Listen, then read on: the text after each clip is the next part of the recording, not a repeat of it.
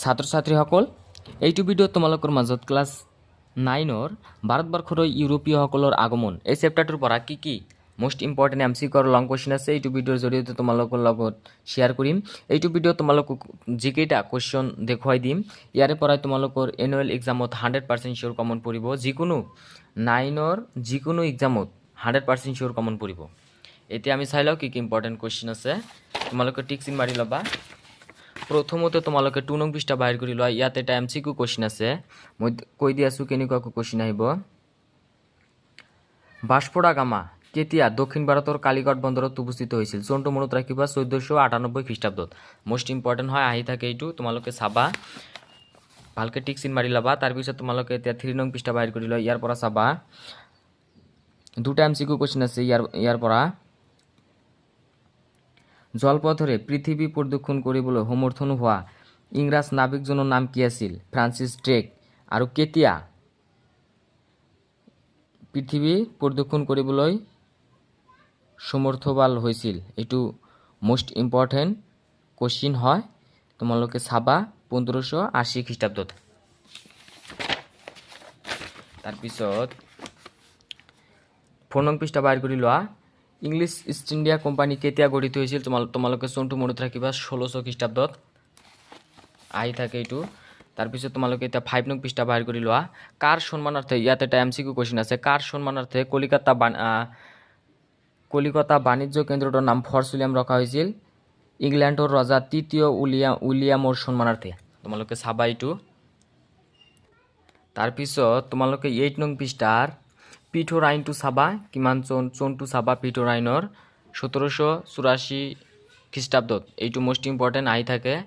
তাৰপিছত নিয়ন্ত্ৰণকাৰী এইটো চাবা, নিয়ন্ত্ৰণকাৰী আইন মোষ্ট ইম্পৰ্টেণ্ট, পিঠৰ আৰু নিয়ন্ত্ৰণকাৰী আইন দুটাৰ পৰা এটা তোমালোকৰ 100% চিয়'ৰ হোৱাৰ চান্স আছে, তোমালোকে চাবা। এতিয়া তোমালোকে 9 নং পৃষ্ঠা বাহিৰ কৰি লোৱা। ইয়াত মোষ্ট ইম্পৰ্টেণ্ট এটা MCQ কুৱেশ্যন আছে, মই দেখাই দি আছোঁ।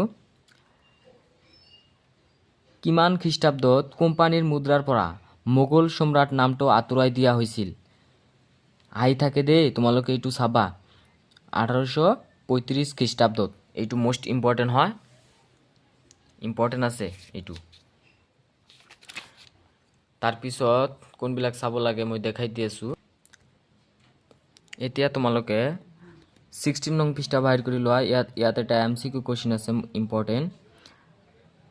ভাৰতবৰ্ষত স্থানীয় শাসন ব্যৱস্থাৰ বাট মুকলি কৰিছিল?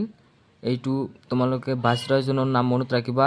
লৰ্ড মেয়ৰ কাৰ্যকালত বিত্তীয় বিকেন্দ্ৰীকৰণ প্ৰস্তাৱে, এইটো মোষ্ট ইম্পৰ্টেণ্ট হয়, তোমালোকৰ MCQ কুৱেশ্যন আহিব ইয়াৰ পৰা। এতিয়া তোমালোকে 18 নং পৃষ্ঠা বাহিৰ কৰি লোৱা। তোমালোকক আগতেও এবাৰ কৈ দিছোঁ, নিয়ন্ত্ৰণকাৰী আইন আৰু পিঠৰ আইন দুটা আইনৰ পৰা এটা তোমালোকৰ কুৱেশ্যন আহিব পাৰে, ইম্পৰ্টেণ্ট হয়, তোমালোকৰ MCQৰ বাবে চাবা। নিয়ন্ত্ৰণকাৰী আইন 1793 চনত, ইম্পৰ্টেণ্ট হয়, তোমালোকে চাবা। ইয়াৰ পিছত তোমালোকে 19 নং পৃষ্ঠা বাহিৰ কৰি লোৱা। ইয়াৰ পৰা চাবা তোমালোকক দুটা কুৱেশ্যন দেখুৱাই দিম ইয়াৰ পৰা। এটা তোমালোকৰ 100% চিয়'ৰ MCQ আহিব, MCQ কুৱেশ্যন হয় এইবিলাক, মই দেখাই দি আছোঁ। অসমৰ প্ৰথম লোকসেৱা ICS পদবী লাভ কৰোঁতা প্ৰথম স্নাতক আছিল আনন্দৰাম বৰুৱা, অসমৰ আনন্দৰাম বৰুৱা। আৰু ভাৰতৰ সত্যেন্দ্ৰনাথ ঠাকুৰ। তোমালোকে কনফিউজন নহবা, যদি অসমৰ দিয়ে তোমালোকে আনন্দৰাম বৰুৱা লিখি দিবা, আৰু যদি তোমালোকৰ ভাৰতৰ দিয়ে সত্যেন্দ্ৰনাথ ঠাকুৰ। মোষ্ট ইম্পৰ্টেণ্ট হয় দেই তোমালোকৰ এই দুটা কুৱেশ্যন, আহি থাকে, তোমালোকে চাবা দেই, ভালকৈ চাবা। মই যিবিলাক দেখাই দি আছোঁ ইয়াৰে পৰা তোমালোকৰ কমন পৰিব। এতিয়া তোমালোকে 23 নং পৃষ্ঠা বাহিৰ কৰি লোৱা। ইয়াৰ পৰা চাবা অনুশীলনীৰ পৰা অতি চমুত্তৰৰ প্ৰশ্ন, ইয়াৰ পৰা তোমালোকৰ চাবা, ইয়াৰ পৰা তোমালোকৰ MCQ কুৱেশ্যন বনাই দিব, মোষ্ট ইম্পৰ্টেণ্ট হয়। তোমালোকক কোনকেইটা চাব লাগে মই দেখাই দি আছোঁ। 1 2 3, 3টো চাব নালাগে, 1 2 4 5 6 6 7, 7টো চাবা।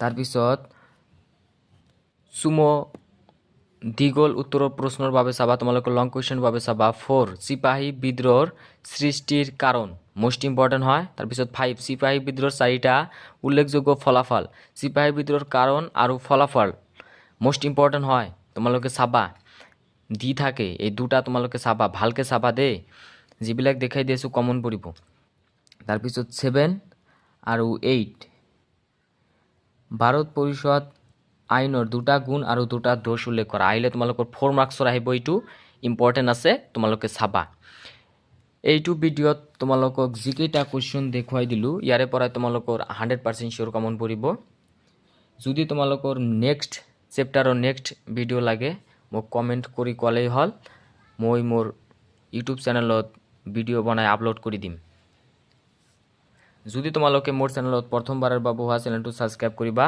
আৰু তোমালোকৰ বন্ধুবৰ্গৰ মাজত চেনেলটো শ্বেয়াৰ কৰিবা